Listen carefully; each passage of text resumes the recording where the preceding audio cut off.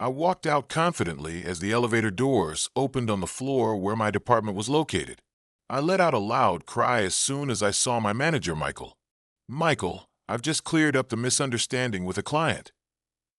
I saw a familiar face after I finished my report. That face also turned to face me. She wouldn't remember me at all.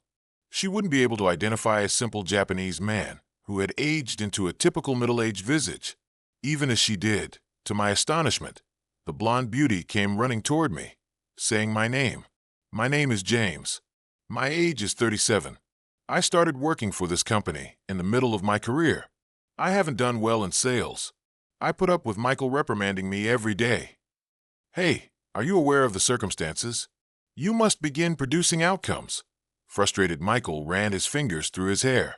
I recruited you since you expressed throughout your interview that you were excited about working here. Why aren't you able to close any deals?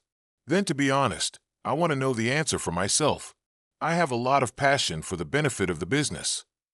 I want to market our products and get contracts.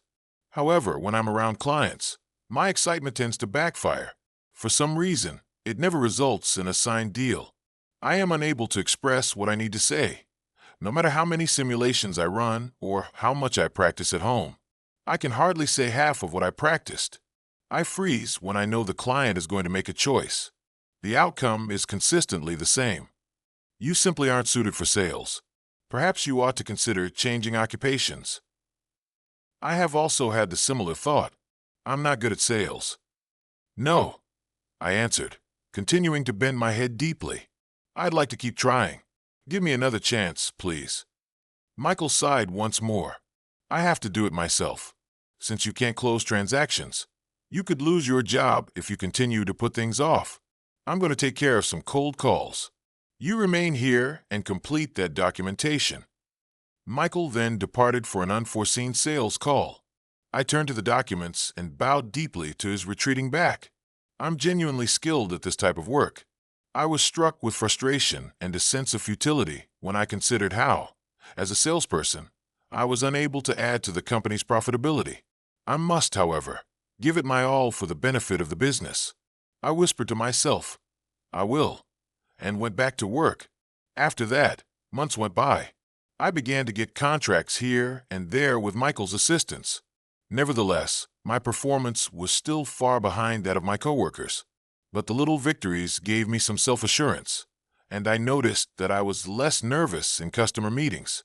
Looks like you're finally getting the hang of it, Michael even said, which made me quite delighted. One day, an unusual morning meeting was called. Listen up, the CEO from the US is visiting next week. My heart skipped a beat when I heard that. Apparently, they were coming because the post-acquisition performance had fallen below expectations. They'd be conducting a review to identify issues. It's a deeply embarrassing visit for us. Michael's words silenced the murmurs in the room. For the next week, work yourselves to the bone and boost those numbers, even a little. This is an American company now. Be ready for the possibility that they might decide to cut us loose if they find us unnecessary. Straightening up at Michael's words, we all replied firmly. The company had been acquired by an American firm a year ago. I joined after the acquisition, but most of my department had been here since before. They told me they were nervous about restructuring and layoffs at first, but things stayed relatively unchanged until now. But this sudden visit from the CEO, and for such a reason, put everyone on edge. Naturally, my own targets were raised higher than ever before. The CEO may have turned a blind eye up until now, but this was a situation serious enough to bring them here personally. Get those contracts signed, no matter what. Do you understand? Michael sternly ordered. I hurriedly left the department. I threw myself into sales with everything I had. I wanted to bring back results that would reassure the CEO, even if only slightly. With that determination, I tackled countless cold calls, something I was still far from comfortable with. The results were better than usual, but only slightly. A sense of shame smoldered inside me. On top of that, Michael had the nerve to say, "For you, this is actually pretty good work." Even though my performance still didn't hold a candle to my coworkers, I clenched my teeth in frustration at my own lackluster results. The following week, The day of the CEO's visit finally arrived. The tension in the office was palpable, and I'd already worked up a sweat helping clean the premises since early morning. Amidst all this, the phone rang, and Michael answered it. Soon after, I heard him call in for me. "James, get over here now." His voice echoed through the department, carrying an unmistakable urgency. It seemed there was a complaint. Apparently, the number of contracted units didn't match the number delivered. But after signing the contract, I discussed with their rep, and they decided to increase the order. I tried to explain frantically as I rifled through my desk. Here's a copy of the additional contract. I showed it to Michael, but he looked exasperated. They said they weren't aware of any additions. Just go over there and fix this on the day the CEO is visiting, of all times. Michael cradled his head in his hands. I quickly bowed. Understood. I'll head over immediately. Gathering the necessary documents and rushing out of the department, I arrived at the first floor via the elevator near the reception desk. A crowd of people had gathered, and among them was a blonde-haired woman. Ah! A small sound escaped my lips before I could stop it. At that moment, another elevator opened, and Michael came storming out. "James, seriously, you forgot this. You can't fix anything without it." Michael was fuming, waving the additional contract in his hand. Oh, in my haste, I had apparently left the additional contract with Michael after showing it to him earlier. "Pull yourself together, James. Take a deep breath. Deep breath. All right, now go." Michael instructed. Following his instructions, I took a deep breath and dashed out the door at his signal. As I moved, I thought I caught a faint trace of perfume in the air. A few hours later, I returned to the office utterly exhausted. The person with whom I had originally finalized the additional contract had sent me to negotiate persistently with one of the other representatives from the earlier meeting. The image of blonde hair flickered in my mind repeatedly, and each time it gave me a strange sense of courage. In the end, I managed to persuade them about the additional contract, and they agreed to proceed with the delivery as planned. They even saw me off with a smile, but it felt like I had poured every ounce of energy I had into the effort, leaving me utterly drained. I wanted nothing more than to head straight home, but I had to report back first. At the company's entrance, I straightened my posture, summoning what little strength I had left, and walked through the automatic doors, riding the elevator up to my department's floor. I stepped out with determination. The moment I spotted Michael, I raised my voice. "Michael, I've resolved the client's misunderstanding."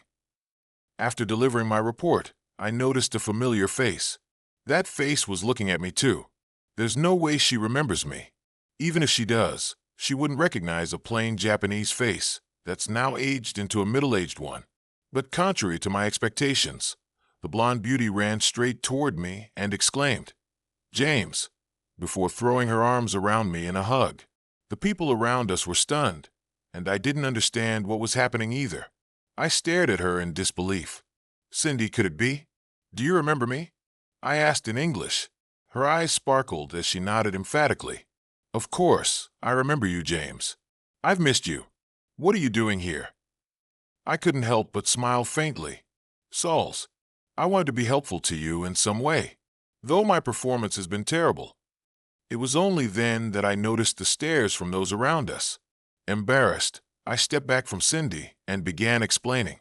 "The truth is, as a child, I lived in the U.S. because of my parents' work.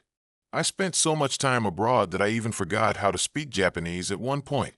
During those years, my favorite hobby was creating my own games. I loved programming games, which transcended language barriers and became a source of comfort for me, especially as a kid. I wanted to create games that could transcend the boundaries of countries. With that dream in my heart, I devoted myself to game development from a young age. It was during high school that I met Cindy. With her radiant blonde hair, flawless skin, and ing features, she was incredibly popular, not to mention wealthy. She was always surrounded by a group of friends, like an angel. Honestly, she seemed like someone who existed in a completely different world from mine. One day, while I was sitting outside reading a book, Cindy passed by. Many of the students at school had never seen the colorful packed lunches that Japanese students often brought, and they were intrigued. but a few in her group pointed at me and muttered words like, poor. Cindy and her friends always ate lunch in the cafeteria, which was apparently a sign of being wealthy. But I loved the lunches my mother made for me. I wasn't eating a packed lunch and reading to pass the time because I was poor. That conviction ran deep within me, so their comments didn't bother me at all. Then, one of Cindy's angels spoke to me, rambling on about how Cindy was the daughter of a major corporation CEO and would eventually inherit the company. The details I hadn't asked for. That must be tough, I replied casually. Cindy asked me in a calm voice, are you saying that my life is tough? I tilted my head slightly. Well, I can't say for sure if it's tough for you, but if I were in your position, I think it's tough. Cindy bit her lip lightly. I'm rich and privileged, so it's not tough. I studied her face carefully. Being rich doesn't mean life isn't tough. Being privileged doesn't mean life isn't hard. Everyone has their struggles. Taking on the pressure of running a big company someday, isn't that tough? Cindy's eyes widened slightly, as if she'd been struck by my words. Her friends chimed in. Cindy's smart, so there's no way it's tough for her. I don't think that's right. Just because someone is privileged doesn't mean their life isn't tough. You shouldn't make assumptions like that. With that, I dropped my gaze back to my book. I felt like arguing wouldn't lead anywhere. Cindy and her entourage left, seemingly unimpressed by my response. But from that day forward, Cindy started speaking to me occasionally. She glanced at the programming books I was reading and would say things like, do you actually understand what this says, James? It's all Greek to me, while furrowing her brow. Sometimes she'd say things like, I feel like having lunch outside today, but honestly, eating with so many friends isn't really your thing, James.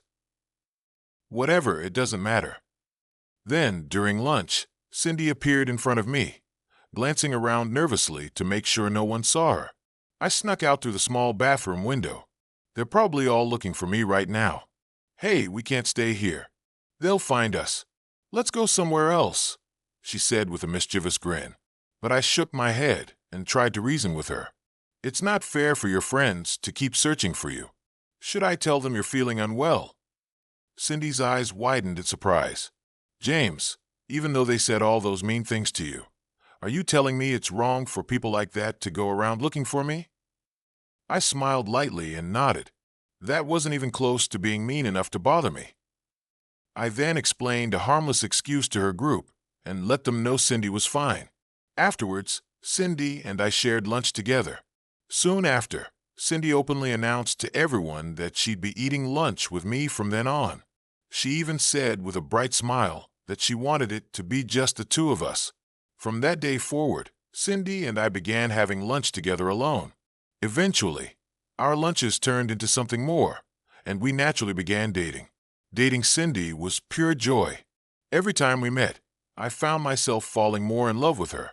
Cindy stayed close by my side, always supportive. As for the future, I tried not to think about it. A rich heir to a major company and a plain, unremarkable Japanese guy like me. There was no way it could work out in the long run. But we were young, and we didn't dwell on such thoughts. Instead, we immersed ourselves in our sweet romance.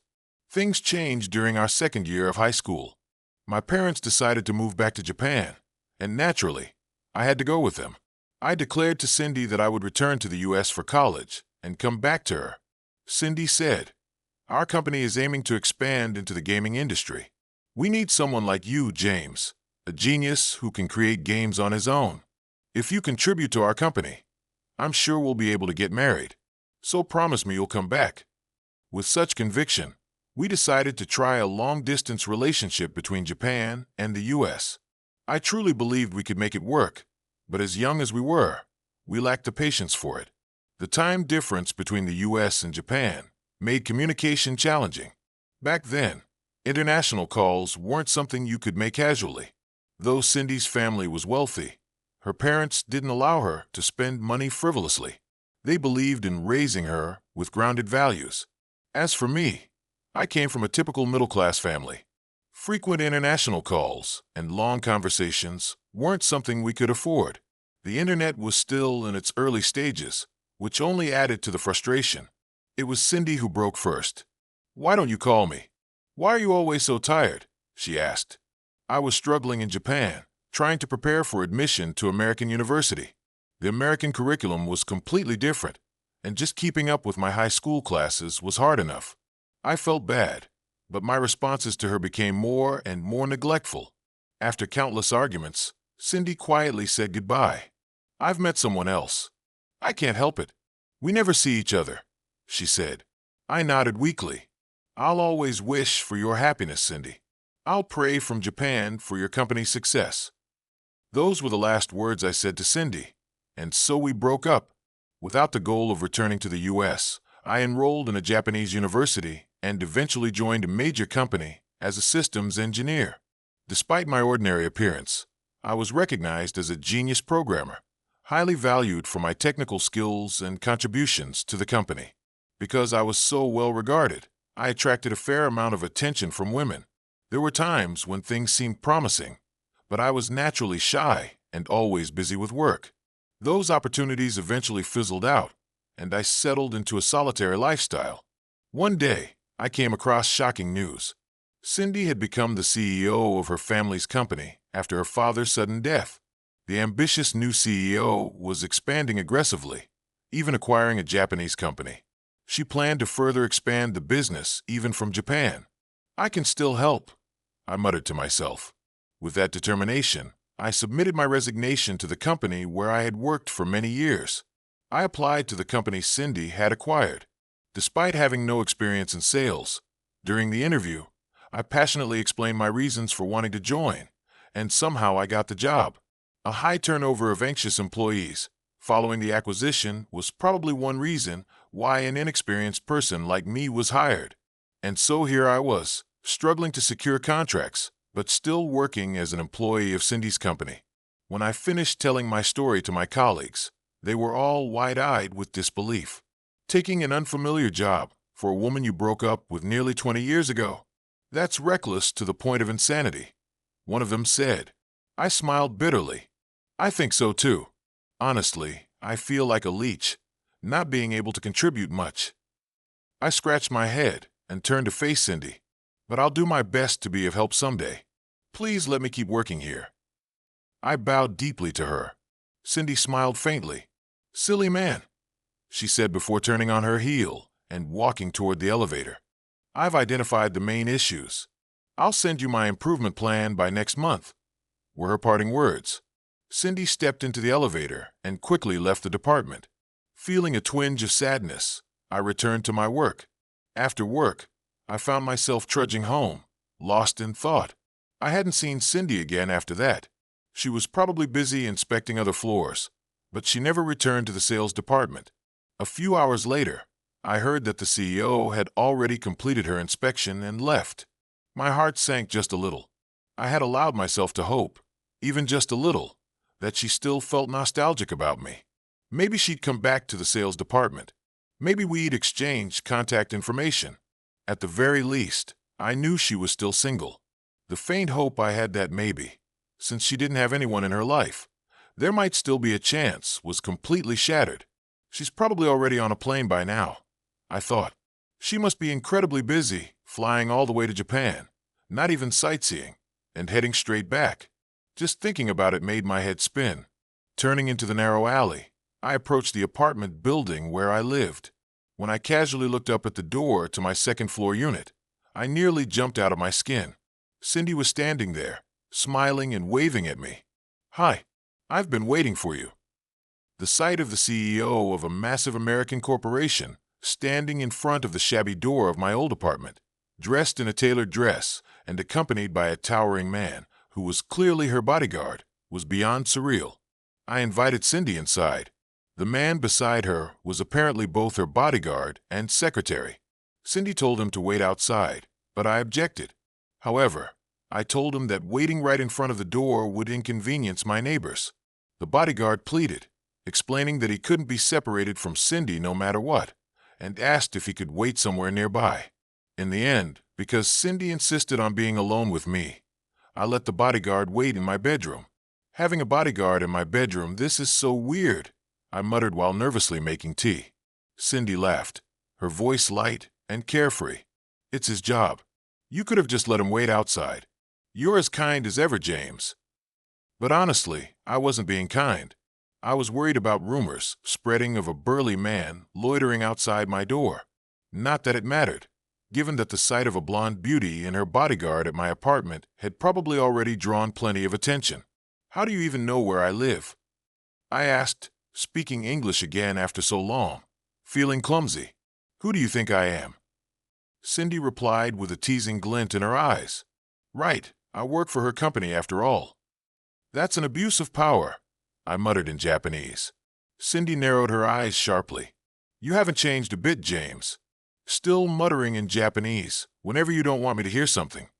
Her observation made me stick my tongue out playfully. Well, it's convenient that you can't speak Japanese. I chuckled, but Cindy pulled out her phone. Guess I'll let the translator handle it, she said. Technology could be annoyingly efficient sometimes. So what is it? You tracked down my address and waited for me? You could have just met me at the office. I tried to mask my embarrassment by pouting. Even though her visit filled me with joy, I couldn't help but act composed. Cindy's eyes softened as she looked at me with a hint of vulnerability. James, did you not want to see me? Her question left me speechless. The moment I arrived at the office, I heard someone say James. I turned around immediately, but you were already out the automatic doors. I tried to convince myself it was a mistake, that it wasn't you. But during the whole inspection, I couldn't stop thinking about you. I couldn't focus on anything else. I sighed deeply. I had to go apologize to a client. I wanted to call out to Cindy when I saw her, but you saw me at my worst, didn't you? I glanced at Cindy, who chuckled softly. You shouldn't forget something as important as a contract, she teased, clearly having overheard Michael scolding me. I turned bright red. If we were going to meet again, I wanted to look cool, I muttered. Cindy gently placed her hand on my shoulder. You already do. Her words made me look at her. No matter what kind of James you are, you're always cool. But if you truly wanted to support me, why didn't you come to the U.S.? Her question made me lower my gaze. Because you broke up with me so thoroughly. Tears welled up in Cindy's eyes. But I wanted to see you all this time. I erased your number and all your contact information to move on. But the James in my heart never disappeared. No matter who I dated, no matter how much I buried myself in work, it was always you. Without thinking, I wrapped Cindy in a tight embrace. I couldn't stop thinking about you either, Cindy. I've always regretted not begging you to stay, not insisting that I wanted to go to the U.S. I thought about going so many times, but I was too much of a coward. I cupped her cheeks in my hands and rested my forehead against hers. Do you have someone now? Cindy shook her head. That was all the confirmation I needed. I kissed her. She kissed me back. After a sweet, lingering kiss, I gazed into her eyes. Let's start over. Tears rolled down Cindy's cheeks. Yes. Hearing her answer, we kissed again. I completely forgot about the bodyguard waiting in my bedroom. 2 years after reuniting with Cindy, I am now living in the U.S., not just as her husband, but also as a system engineer for her company. I had thought her days were busy, but the reality far exceeded my imagination. Cindy managed to schedule packed to the minute every day, leaving no time for dates. In the beginning, back then, she was surrounded by all kinds of people. There were those who were devoted to her, those scheming to dethrone her, and those trying to ingratiate themselves with her. Particularly those who had been loyal to her father struggled to accept her leadership. They offered her endless advice, which she found overbearing. Their attachment to her predecessor made her feel like they didn't truly believe in her. As a result, Cindy tried to handle everything herself, trusting no one to help her. It was an unsustainable way to live. I repeatedly urged Cindy to lighten her load, even just a little. Each time, she would respond with, James, you just don't understand. Just like in high school, I told her, everyone loves you, Cindy. You don't have enemies. Trust them. Back in high school, Cindy's friends had been visibly disheartened when she started spending her lunches with me. When we began dating, everyone opposed it, not out of malice, but because they cared about her. But all of it, the devotion, the concern, and even the opposition, came from a place of genuine care for Cindy. They simply wanted to be with her before her wealth or her status as an heiress. Cindy possessed an innate charm as a person. Anyone who spent time with her was drawn to that charm, feeling an irresistible desire to stay by her side and support her. I felt the same way, so I knew it had to be true. After much persuasion, Cindy finally agreed to delegate some of her work to me. When I first moved to America, I worked as her secretary. Over time, I began redistributing the tasks she entrusted to me, assigning them to the most suitable people. At first, Cindy protested, but as she saw how effectively the work was being managed, she gradually started to trust others. Now I've stepped away from my role as her secretary and work as a system engineer instead. Being her secretary wasn't my calling. Being able to stay by her side was certainly a perk, but that's not what work is about. I usually get home a little earlier than Cindy. As I walk through the door, I'm greeted by our adorable daughter, cradled in the babysitter's arms. After giving her a big hug, I head straight to the kitchen. While the babysitter keeps my daughter entertained, I start preparing dinner. Cindy always looks forward to my cooking more than anything, so I put my heart into making delicious meals just for her. "Your food reminds me of our high school lunches," she often says. Back in high school, those packed lunches were lovingly prepared by my mom. Sometimes Cindy would beg me for a piece of sweet rolled omelet or an octopus-shaped sausage, and I'd happily pop it into her mouth. That memory of happy days with her, and she once asked me to recreate those flavors. I called my mom for the recipes and took Cindy on a picnic, where we enjoyed lunch outdoors together. Since then, I've taken over all the cooking. By the time I finish most of the dinner prep, Cindy comes home. I thank the babysitter and send her off, leaving the three of us to spend time together as a family. We sit down at the dinner table, sharing a happy meal and talking about the fun moments we had during the day. Smiles all around,